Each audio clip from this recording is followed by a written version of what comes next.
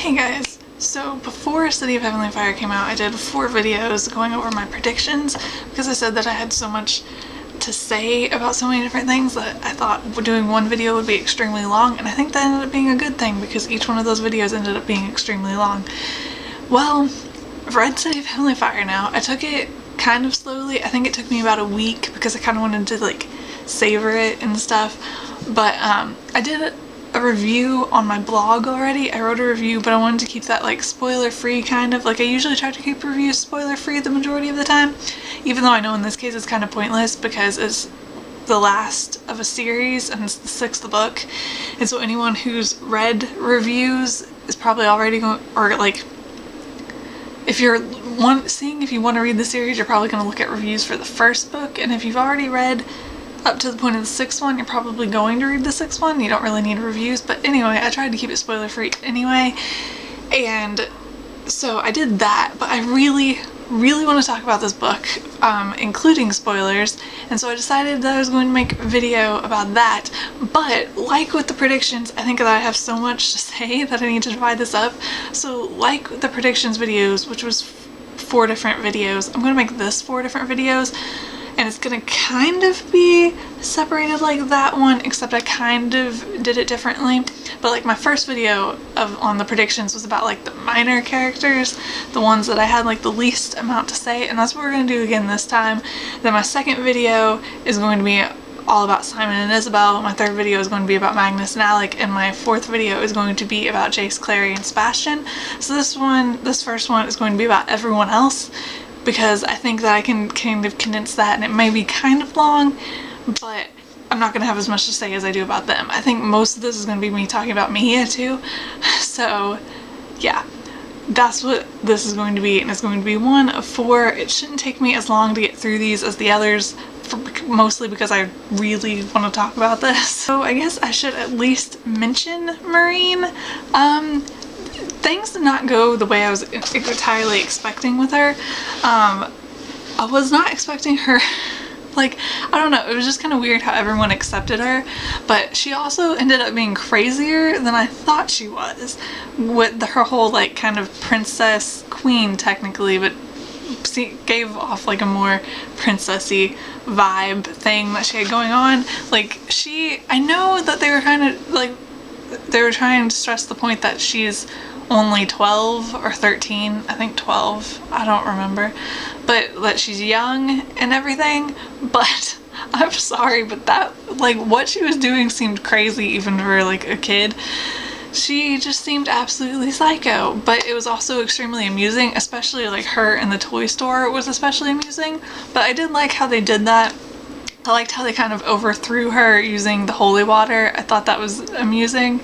I don't know, that's like, amusing is the best word I can think of to describe Marine in this book. But she died faster than I was expecting. My favorite part with her actually, I think, was her kidnapping Simon and dressing him up like a romance novel lead character. I thought that was hilarious. But yeah, I was kind of happy that she got out of the way early on, relatively early on, because she was amusing, but didn't really like fit in with the extremely intense things that happened throughout the rest of the book. And then Raphael. I thought that he would die, and I wanted that because he really annoyed me for the entire series. Like, I was just annoyed by Raphael.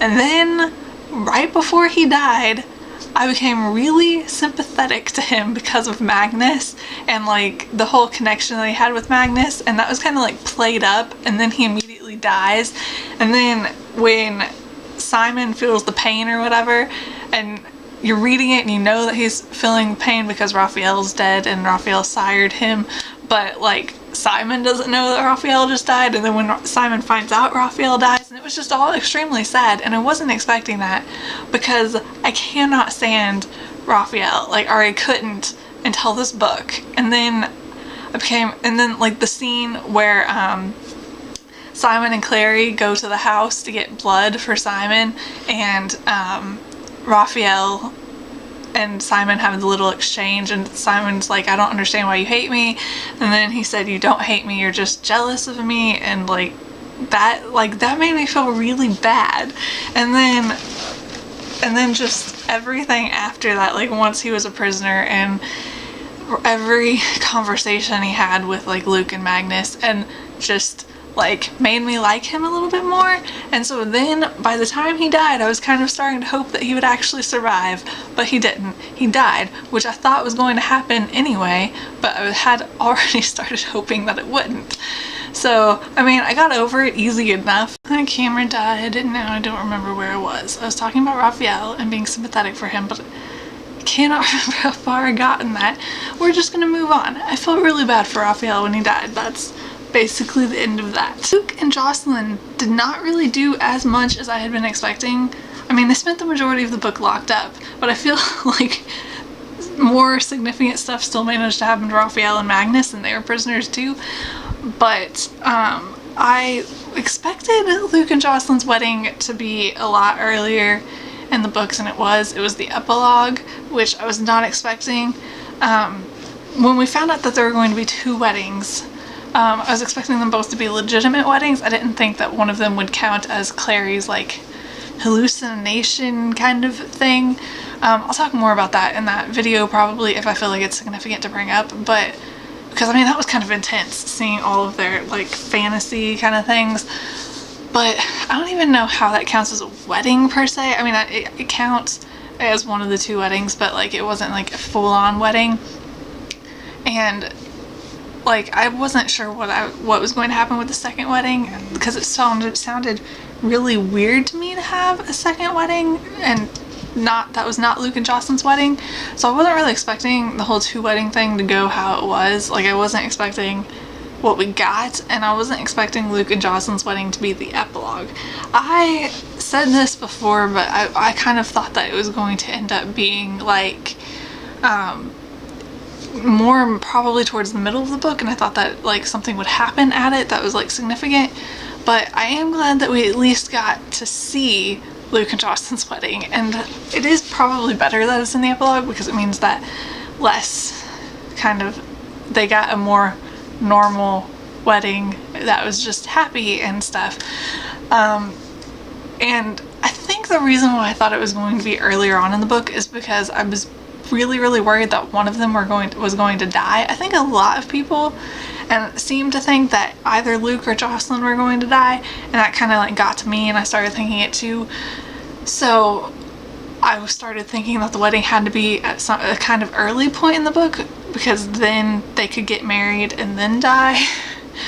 But I like the way things went better, them getting to both live and then get a nice calm wedding at the end of the book, so that was nice. I think the only other thing I really have to say about them is I liked it being thrown in there at the end that Luke doesn't stay alpha of the pack.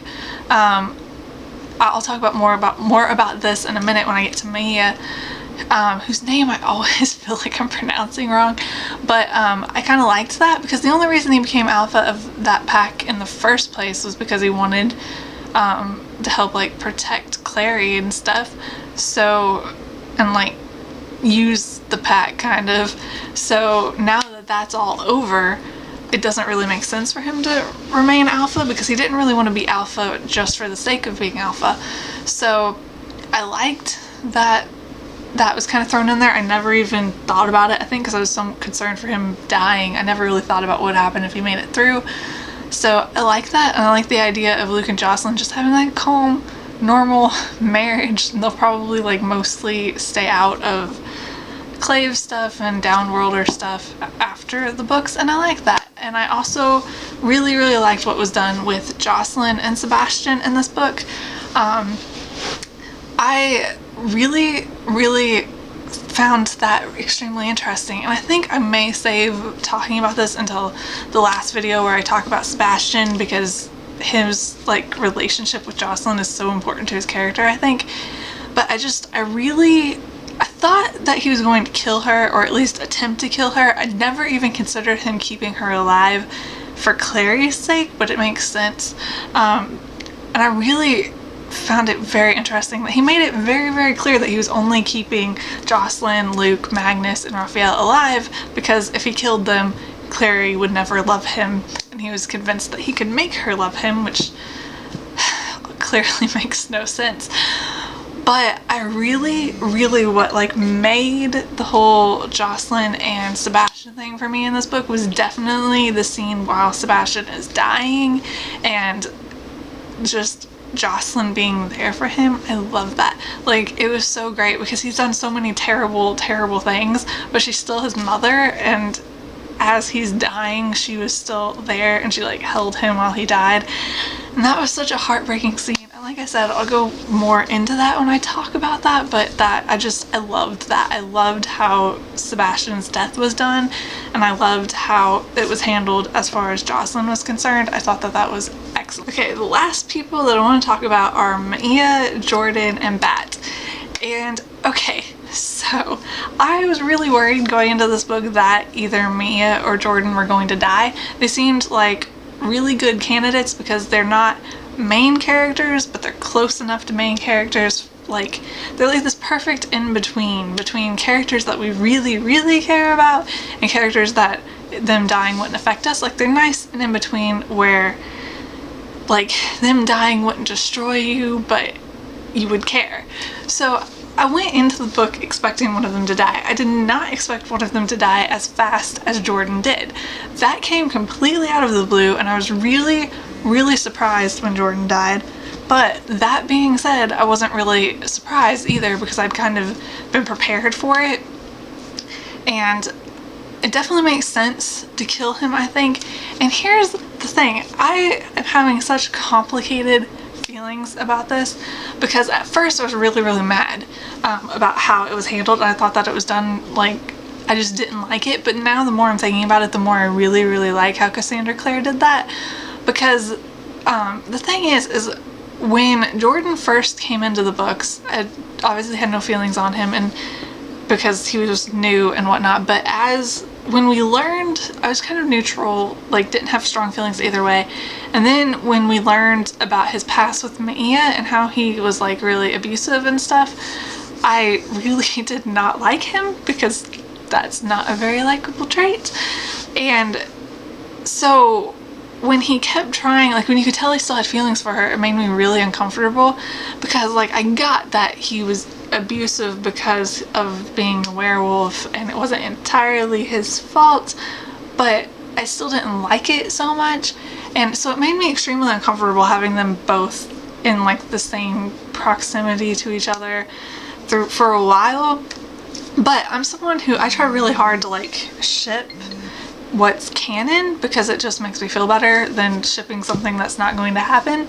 So if a couple ends up together in canon, I at least try to be neutral towards them, even if I'm not like incredibly enthused. I don't want to be like against it because then it makes me dislike the book. So in the last book, in the 5th book, when they ended up back together, I tried really, really hard to support it, and I wanted to like it because it's like what was happening, and I didn't want to hate that. So, and I did find things about it, like I thought they were cute at some points, but there was still like this underlying I'm kind of uncomfortable with this feeling, which is odd because now in this book we know that that's kind of how Maia was feeling too. But I just wanted so hard to like it.